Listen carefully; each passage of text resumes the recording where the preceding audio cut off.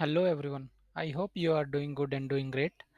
सो आज हम इस वीडियो में बात करेंगे one of well known company that is Admiral Group PLC.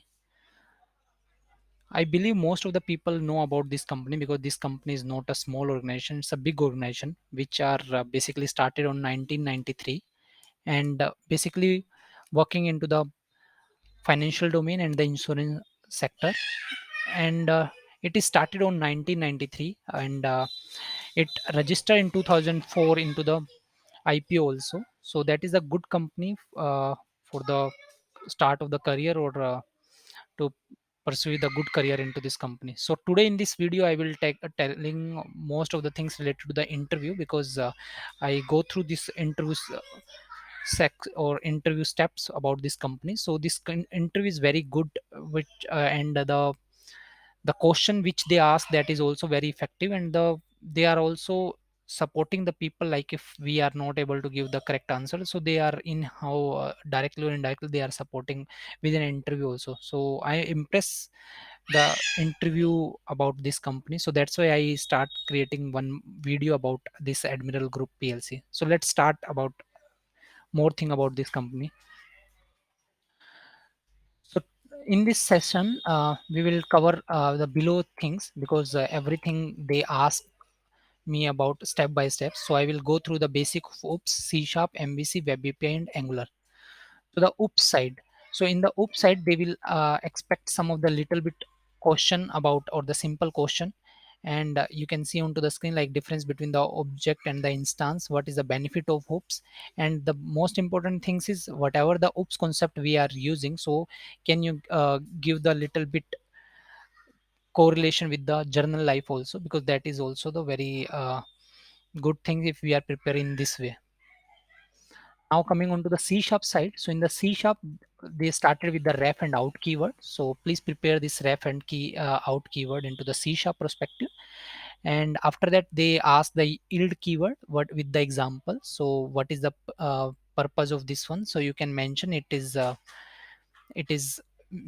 remember the stage where we are return our value.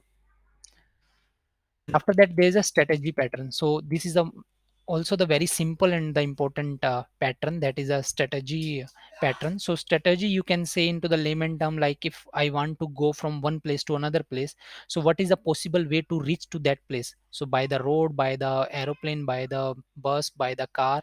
If like there is some situation like if my road is not into the good condition, so what is the alternative way to reach to that place? So this type of things or this type of problem is come under the strategy pattern. So this one is the behavioral type of pattern. Please read about some of the basic things about the pattern. Yeah, coming on to this one, how to get the detail of class. So here he's talking about mostly onto the reflection side, so please be prepared for that one also.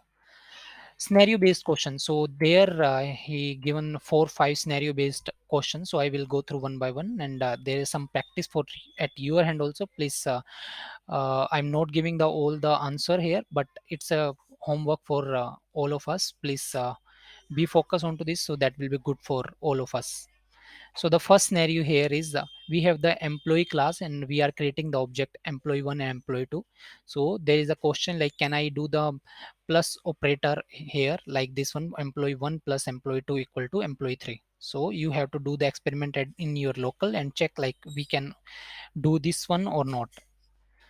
So coming on to the second scenario, in the second scenario, you can see the public class, my class and T. So there we are using the generic class. So in the question here is how to make T as a valuable type always. So we know that we can pass anything well while creating the object of this class, we can pass the int and all. So there we can also pass the string also, but here our objective is to create the valuable type always, not the other things. So how we can give the instruction to them? So now coming on to the scenario 3. So in the scenario 3 you can see there is a one class employee, there is a one property name, and there is a one method change name, and here you can see the parameter is a reference type here. And while creating the object, you can see we are assigning the value to this class with the old name, and after that we are using obj dot change name, and here we are passing reference of obj dot name because it is taking the reference of string, so we are passing this one. So now the question here is, it will work or it will not work, and if it is work, then what will be the output of this one? Please do this experiment in your local and post it the answer into the chat box. Yeah, coming on to the scenario 4. So in the scenario 4, you can see there is a class A, and there's a three type of constructor, like parameterized constructor. They in the first constructor we have the one parameter, the second one have the two parameter, and the third one has a three parameter. Now we are creating the object of that class, and in this we are passing the constructor with the three parameter. There we are passing x y z value. Now the question here is, what is the simplest way to assign a b c value by the constructor? So what value we can use? So how it is possible? So you have to do the experiment at your hand, and also let me know how do you are doing this thing. Yeah, coming on to the next one, MVC side. So the MVC section, what they are basically asking, they are asking about CSRF. So it's a cross-site request forgery, and how we can stop this one. So mean to say, like if one user is logged in on our website, and on the second tab he opened the any of the like malfunction type of website, so how they can confirm at the code level, like it is this requests are coming from the one particular session or not. So you need to check this one, like how to do this one.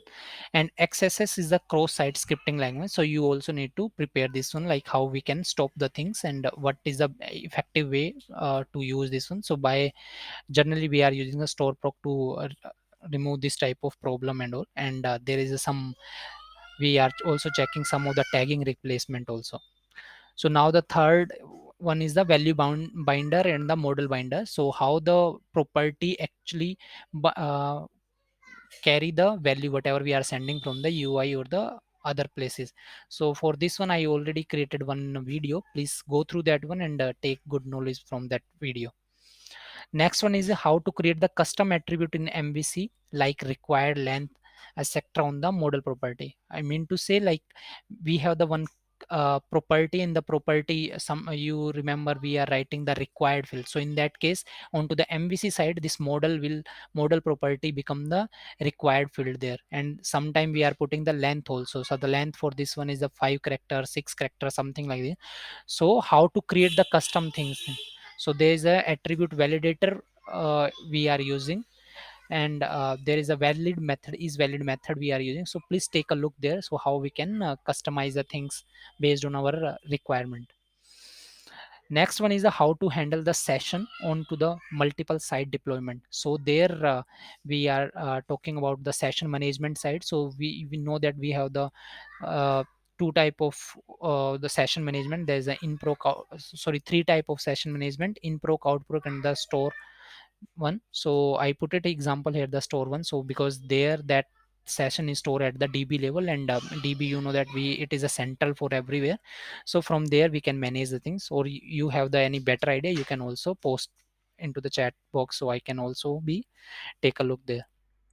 Yeah, coming on to the web API side. So in the web API, they ask about the delegate handler. So whenever the requests are coming, so how it is served to the end user. So there is a main concept come out of the delegate handler. Please be prepared for this delegate handler also. And how to enable the web API. So to by default this like routing is not be enabled. So to enable this routing, we need to use the map MVC HTTP request method. We need to call into the route class, route.cs class. Coming on to the Angular side. So Angular side, they asked me about the intercept, resolver, and the route guard. Yeah.